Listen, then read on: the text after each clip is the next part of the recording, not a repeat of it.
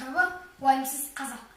О адамдар, бәрің маған қараңдар, сөйлеп тұрған мен де қар, көпті көрген, маң жасап, сұраңдар менен көпті көрдім, көп білдім, айдаралап, күн аралап көп жүрдім, мейлі сенде шын бәрі, бар шындық, алдарына әп келдім.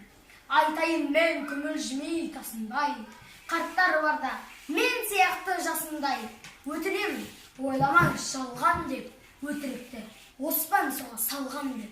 Ертеректе баяғы бір заманда, Азияда бірінші ел болғанда, менің жастық шағым еді мың жылдық.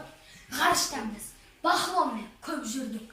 Ғарыштағы темірқазық шолпанға шарладым ғой, қазақ сенің арқаңда.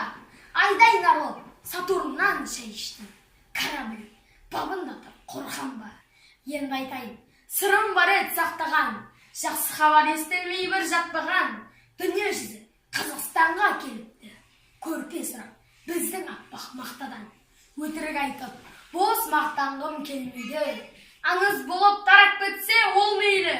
Шетелдіктер мақта сұрап ағылып, кезек күтіп, бізге қолды сермейді. Суға толды аты шулы аралым, келбетіне қуанышпен қарадым. Ақ балықтар атылуға аспанға, ақ күмістей шағылысар жанарым. Темір сымдар тарам-тарам жойыпты, үйімізге күннен сәуле төгіпті. Экспоны 10-шы рет өткізіп, тапқыш жандар міне осылай байыпты. Бұл жастарды арманда көп, қиялы көп, іске сатын жетістігін жем көп. Космодром байқоңырды жауыпты, бұл халыққа келтіреді зиянын деп.